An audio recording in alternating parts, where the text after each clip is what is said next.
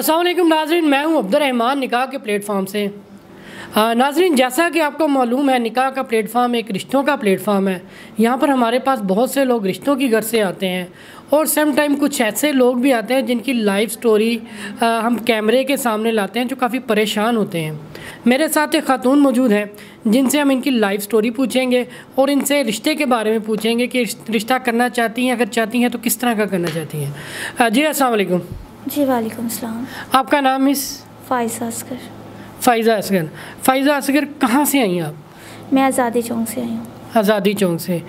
और यहाँ पे आने का मकसद बताइएगा मुझे। अपनी लाइफ के बारे में बताने आई हूँ। लाइफ के बारे में बताने आई हैं। आप ज़रा नाज़रीन से अपनी लाइफ शेयर कीजिएगा, क्या कैसी आपकी ज़िंदगी गुजरी जो आप शेयर करना चाहती हैं। मैं जब पैदा हुई थी ना, मेरी यानी कि मंगनी कर दी थी। तो मैं जब हुई ना 14 साल की, तो मेरे घर वालों ने मेरी शादी कर दी।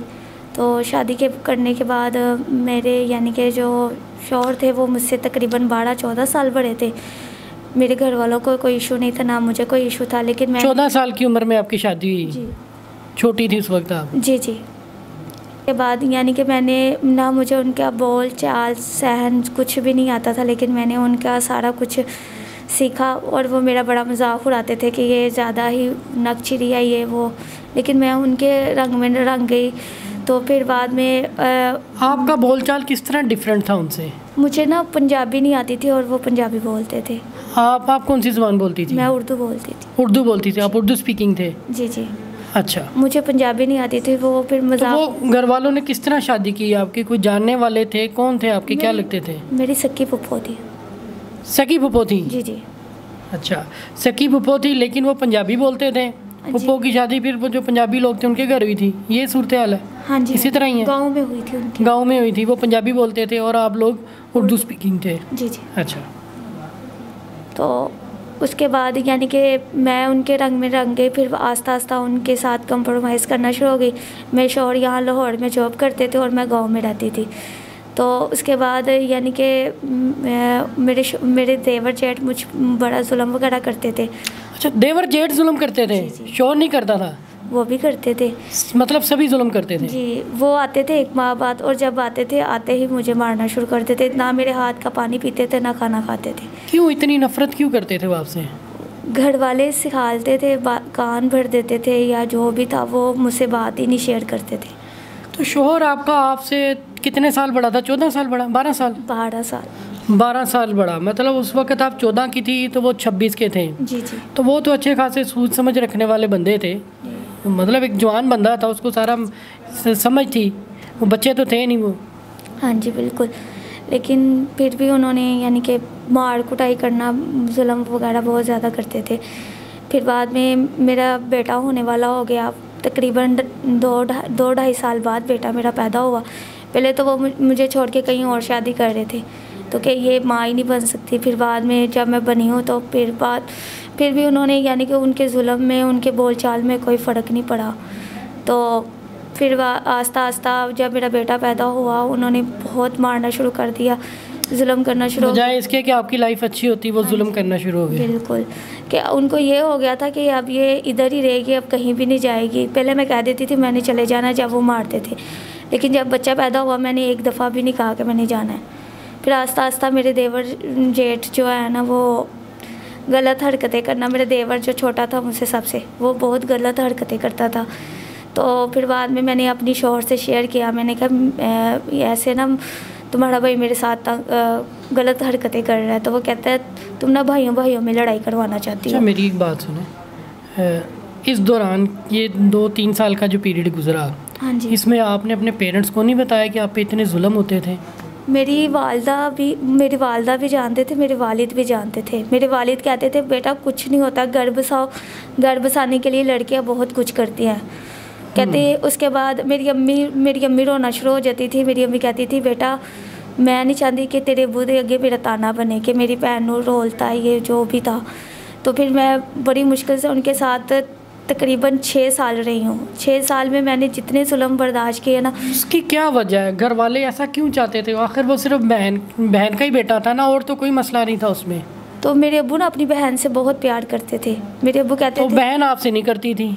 वो करती थी, लेकिन शुरू में करती थी। जब आस्ता आस्ता जब मेरा बेटा पैदा हुआ, फिर जब उनके बेटे मुझ पे जुल्म करना शुरू हो गए, मैंने एक्शन लेना शुरू किया, अपने घर वालों को बताना शुरू किया, तो वो भी मुझे बातें वगैरह वो आपके खिलाफ होगी? हाँ जी बिल्कुल, कि ये मेरे बेटों को बढ़वाना चाहती है या लड़ाइयाँ करवाना चाहती है। फिर आस्ता आस्ता सब मुझसे यानी कि दूर होना शुरू हो गए। जब मेरे शौहर ने हरकतें की, मैंने अपने अब्बू को बताया। मेरे अब्बू कहता है कोई बात नहीं बेटा, घर की बात घर में रह जाएगी। तो मैंने अपने भाइयों को भी बताया। देवर ने हरकतें की? हाँ जी। तो अपने अब्बू को भी बताया, अपने भाइयों सबको बताया, किसी ने कोई एक्शन नहीं लिया। फिर एक दिन ना मेरे देवर ने मेरे साथ ज़्यादती की, और ज़्यादती करने के बाद अच्छा, वो इतनी हद तक बढ़ गया आपसे? हाँ जी बिल्कुल। जब उसने देखा कि इसके शौहर ने, इसके घर वालों ने कोई एक्शन नहीं लिया, तो फिर उन्होंने क्या कहना, मुझे कुछ भी नहीं कहना। आपके शौहर ने बात भी नहीं की? नहीं, उन्होंने उससे समझाया तक नहीं, कुछ भी नहीं कहा। बहुत यानी कि बहुत अजीब सी हरकतें करता था। तो मतलब आपकी पुप्पो भी बीच में इन्वॉल्व ही थी? इसका मतलब सब जो खामोश होते हैं वो इन्वॉल्व ही होते हैं। हाँ जी, तो सभी शामिल जुर्म थे वो? जी बिल्कुल। मैंने अपनी पुप्पो को भी बताया था, लेकिन पुप्पो ने कोई एक्शन नहीं लिया, कि बस ये कहा था कि बेटा मैं समझा देंगी, लेकिन उन्होंने समझाया नहीं। वो मेले पे चले गए। मेले के बाद उसके भाई ने मेरे साथ ज़्यादती की, और वो जब निकल के गया तो मेरे जेठ बोल के कहता है अब मेरी बारी है। तो फिर मैं ना, मेरी आंखों में आंसू आए। मैंने अपनी अम्मी को सबको बताया, किसी ने कोई एक्शन नहीं लिया। फिर मैंने गुस्से में कहा, मैंने कि अम्मी मैं कुछ कर लेना जे, फिर ना मुझे कहना।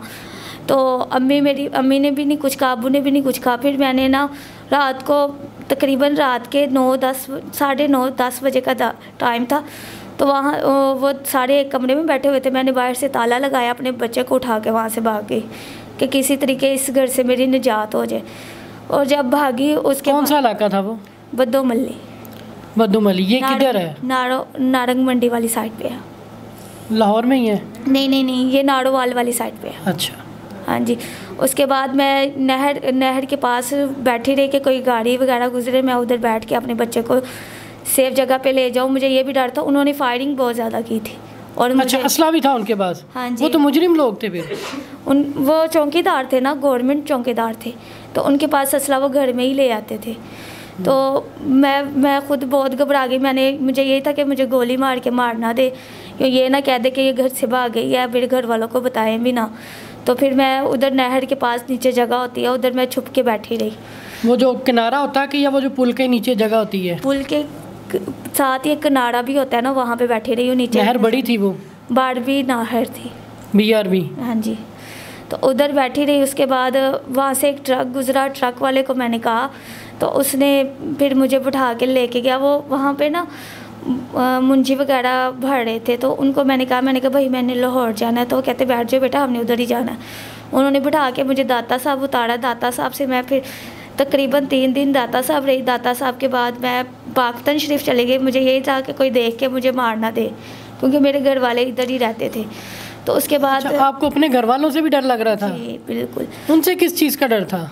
क्योंकि मैंने कभी ऐसा कदम नहीं उठाया था, क्योंकि छोटी थी, डर गई थी। हाँ जी, कि कोई भी लड़की जब घर से निकलती है तो घर वाले और बाहर वाले यही कहते हैं कि लड़की का कसूर है। हाँ, ये पता नहीं क्यों गई है। हाँ, ये किसी के साथ अफेयर है या कोई और मसला है, ये बेटे होते हुए भी किसी के साथ। मैंने फिर अम्मी से यही कहा, जब मैं वापस आई ना, मैंने अम्मी से ये कहा, मैंने कहा अम्मी अगर मैंने किसी के साथ अफेयर के साथ भागी होती, मैंने अपना बेटा लेके भागना था। मैंने अपना बेटा फिर वहाँ छोड़ के फिर ही जाना था ना।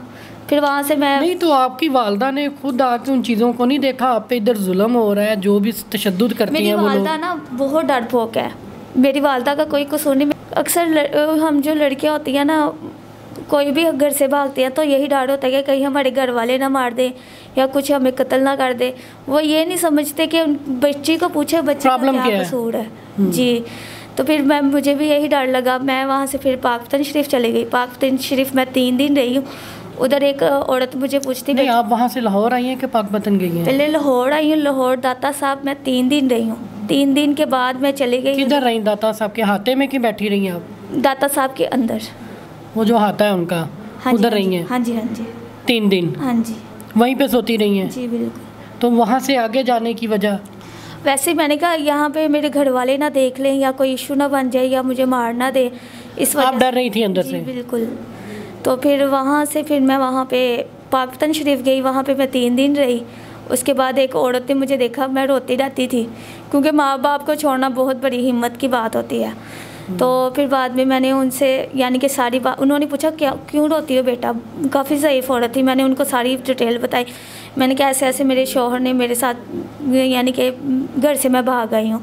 उनको मुख्तसर ये कहा, कहती बेटा मेरा ना एक बेटी है, तुम ना मेरे साथ रहो, तुम मेरी बेटी की तरह, लेकिन मैं तुम्हारा सारा ख़र्चा उठाऊँगी, जो तुम कहोगे वही करूँगी। तो फिर उसके बाद मैंने उनको कपड़े दिए। मैंने कहा आंटी आप मुझे सुबह यहाँ से आके ले जाइएगा। उन्होंने कहा ठीक है बेटा। तो वो अपने घर कपड़े लेके चले गई हैं। तो उसके बाद ना 10 लोगों का टोला था, 3 औरतें थी, 7 मर्द थे। तो वो मेरे पीछे लगे हुए थे 3 दिन से। मुझे फील नहीं हुआ, लेकिन औरत ना मुझे एक जगह पे लेके गई, तो वहाँ पे ना मर्द ही मर्द थे। तो मैं बहुत, वही औरत जो कह रही थी आप आ जाओ? नहीं कोई और औरत थी, वो जवान सी कोई लड़की थी। तो उसके बाद ना उसने मुझसे, वो भी आपको झांसा दे रही थी? हाँ जी। वो फिर दाता साहब से मैंने अपनी अम्मी वगैरह को फ़ोन किया, मेरे भाई आए, तो मेरे भाई ने मुझे सड़क पे चपेड़े 3-4 मारी। कितने दिन से घर से गायब थी आप? 1 हफ्ता। 1 हफ्ता गायब रही हैं? 6-7वें दिन में घर आ गई थी। अब दोनों ही घर ढूंढ रहे होंगे आपको? हाँ जी बिल्कुल। लेकिन मैंने उनको पहले ही बता दिया था, मैंने कहा कोई एक्शन ले ले वरना मैं कुछ कर लूँगी, लेकिन उन्होंने कोई एक्शन नहीं लिया मुझे अपनी इज्जत बचाने। इसमें आपका कसूर नहीं था? जी बिल्कुल। लेकिन उसके बाद मेरे भाई ने मुझे मारा, अम्मी ने भाई बड़ा है? हाँ भाई मेरे सबसे बड़े हैं। तो फिर बाद में मैंने सारी तफसील बताई। मैंने कहा मेरे साथ ये किया, मैंने सबको कहा, किसी ने कोई एक्शन नहीं लिया। उसके बाद मेरी बहन ने उधर पुलिस में, और मेरे दरमियान वाले भाई ने पुलिस वाले को बुला के मेरे देवर जेठ दोनों को थाने में अच्छा, फिर एक्शन लिया? जी उन्होंने सारी फिर पुलिस वाले ने मुझसे पूछा क्यों आप गई थी, फिर मैंने सारी तफसीर बताई। उन्होंने थाने में ये कहा था कि लड़की किसी लड़के के साथ भाग गई है। तो इसके घर वाले हम पे इल्ज़ाम लगा रहे हैं। लेकिन फिर बाद में जब मैंने जाके वहाँ सारी डिटेल बताई तो फिर उन्होंने, पुलिस वाले ने एक्शन लिया। उनको तकरीबन 1 हफ्ते वो थाने में रहे और 1 हफ्ते के बाद वो चले गए थे। तो फिर बाद में मैं 6 माह रही थी अपनी अम्मी के घर। केस कुछ नहीं चला? नहीं चला, क्योंकि उनको सज़ा भी नहीं हुई फिर? नहीं बिल्कुल, सज़ा सिर्फ 7 दिन रहे थे वो जेल में। आपने बताया कि आपके साथ जो जुल्म हुए, बताया हाँ उन्हें क्या क्या जुल्म हुए? हाँ, तो जब मैं ये हाथों की जो उंगलियां आप दिखा रही थी मुझे, इसके बारे में थोड़ा बताएं। हाँ, तो उसके बाद मेरे अब्बू ने दोबारा मेरे ससुराल वालों के पास भेज दिया था। फिर उन्होंने बहुत, अच्छा दोबारा फिर भेज दिया? जी बिल्कुल, दोबारा भेजा। फिर उन्होंने बहुत मारना शुरू कर दिया। मेरे हाथों को चारपाई के नीचे देते थे, करंट लगाते थे, और मेरे बच्चे को मुझसे छीन के कभी कहीं करंट लगाते थे? हाँ जी। ये किस तरह टॉर्चर करते थे? ताड़े नंगी करके, उनको नंगा करके, फिर बाद में डायरेक्ट लगा के मुझे लगाते थे। नाज़रीन, ये तो ऐसा है जैसे इन्होंने कोई जसूस पकड़ लिए, इनके पास कोई जसूस हथे चढ़ गया इनके, और उसकी उंगलियां तोड़नी और करंट लगाना और मारना और जुल्म ज़्यादती तशद्दुद, ये कि इंसानों वाला सलूक नहीं था। इस पे रियासत में कायम जो अदारे हैं उन्होंने भी कोई ख़ास एक्शन नहीं लिया, क्योंकि ये डरती थी, इन पे प्रेशर भी बड़ा था। अगर इन्होंने किसी तरीके से रिपोर्ट करवा ही दी थी तो उन अदारों को चाहिए था तहफ़्फ़ुज़ देते, बजाय इसके कि वो अपनी कुर्सियों पर बैठे मुफ्त की तनख्वाहें लेते और लोगों से रिश्वत के पैसे खाते। तो उससे बेहतर ये था कि एक मज़लूम का साथ देते और उसको इंसाफ दिलाते। वो कौन सा बहुत तगड़े मुजरिम थे या कोई इस तरह के लोग थे जिनके प्रेशर के नीचे पुलिस भी आई हुई थी, इदारे भी आए हुए थे, वो उनका प्रेशर नहीं बर्दाश्त कर सकते थे। वो भी आम से बंदे थे। कम अज़ कम इनको इतनी गैरत तो शर्म तो आनी चाहिए कि यार ये किसी की बेटी है तो ये कोई एक्शन ले लेते। इनको किसने रोकना था एक्शन लेने पर? खैर, ये हमारा माशरा है, तो जब माशरा ऐसा होगा, कानून नहीं होगा, इंसाफ नहीं मिलेगा, अदालतें काम नहीं करेंगी, थाने काम नहीं करेंगे, तो फिर इस तरह के माशरे में बुराइयां तो आम होंगी। सब लोग ही जुर्म करेंगे। इनके जुर्म करने में, इनके साथ जो जुल्म हुआ, इनमें उन लोगों ने जुल्म नहीं किया जिन्होंने इन पे किया है, इन पे इस रियासत में कायम अदारों ने जुल्म किया है। ये अदारों को सोचना चाहिए। और मेरी अपील है जो मौजूदा निगरान वज़ीर आला मोहसिन नकवी साहब, वो इन पे कोई एक्शन लें, इनकी दाद सुने, इनको बुलाएं, कोई एक्शन ले, कोई इंसाफ भी दिखाएं कि लोगों का इंसाफ भी मिलता है इस माशरे में।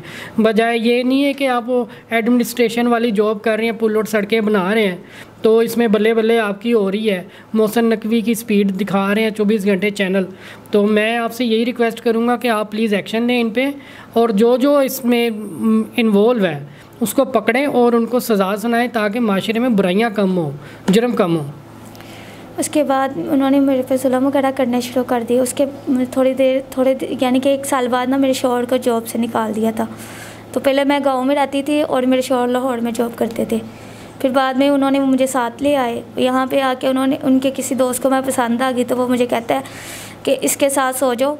फिर बाद में यानी कि उन्होंने बड़ी अजीब बात की ना, वो मैं नहीं बताऊंगी, लेकिन मैंने कहा था मैं ये काम नहीं करूँगी। उन्होंने ना फिर अपने दोस्त को बुला लिया और ख़ुद बाहर चले गए। मैंने उनका सर फाड़ के वहाँ से भाग गई और 3 साल हो गए हैं, मैं वापस नहीं गई, ना उन्होंने कभी कॉल की। तो खुला वगैरह लिया आपने? मैंने वकील से बात की हुई है, तकरीबन 6 माह हो गया। मैं वकील को पैसे दे रहे हैं लेकिन वो कोई एक्शन नहीं ले रहा। वकील भी 2 नंबरी करते हैं। जी बिल्कुल, खाते हैं पैसा, अदालतों में तरीक़ों में नहीं जाते। वकील भी करप्ट है यहाँ के। हाँ जी, 15-20 हज़ार ले चुके हैं, लेकिन एक दफ़ा भी मैं अदालत में नहीं गई। शर्म नहीं आनी चाहिए कि आप जैसी औरत से पैसे लिए और फिर तारीख पे भी नहीं जाते, बुलाते भी नहीं है, केस को किसी तरफ लेके नहीं जाते। ऐसे ही है, वो उनको चाहिए ना कुछ करें तो मैं भी आगे अपनी लाइफ स्टार्ट कर सकूं, क्योंकि मेरे बच्चा भी छोटा सा है। तो इसमें रियासत कसूरवार है। मैं तो यही कहूँगा, जो अदारे बैठे काम कर रहे हैं वो काम नहीं कर रहे, वो सिर्फ दिखावे का काम कर रहे हैं। ये सभी लोग इसके मुजरिम हैं, इस औरत के। अच्छा, ये हमारा रिश्तों का प्लेटफॉर्म है, यहाँ पे हम लोग रिश्ते करवाते हैं। आप चाहती हैं कि आपको कोई अच्छा जीवन साथी मिल जाए, आप खुला तो ले ही लेंगी जी। आप चाहती हैं आपको कोई अच्छा जीवन साथी मिले? जी बिल्कुल चाहती हूँ। किस तरह का हो? चाहे अमीर हो या ना गरीब हो, लेकिन इज़्ज़त की हिफाजत करने वाला हो और समझने वाला हो, और नंबर 2 मेरे बच्चे की हिफाजत करने वाला हो। बच्चा कितने साल का है? मेरा बच्चा माशाल्लाह 6 साल का है। स्कूल जाता है? जी। आप क्या करती हैं? मैं फ़िलहाल पोलियो का काम कर रही हूँ। पोलियो की जॉब कर रही हैं? जी। वो जो टेम्परेरी होते हैं, कॉन्ट्रेक्चुअल होते हैं, वो हाँ जी, कॉन्ट्रैक्ट पे होते हैं। जी जी जी नाज़रीन, सिंपल सा रिश्ता चाहिए इन्हें, कोई स्पोर्टिव बंदा चाहिए जो इन्हें इज़्ज़त के साथ रख सके। और मैं यही कहूँगा कि हमारे इस चैनल के तवस्सुल से ऐसा कोई मर्द, ऐसा कोई आदमी जो इनसे शादी करना चाहता है, वो इनके साथ मिलके थोड़ी सपोर्ट करे, उनका केस फाइनल करवाए, ये खुला लें और आप अच्छे तरीके से इनसे रिश्ता कायम करें। मुझे दें इजाज़त, खुदा हाफिज़।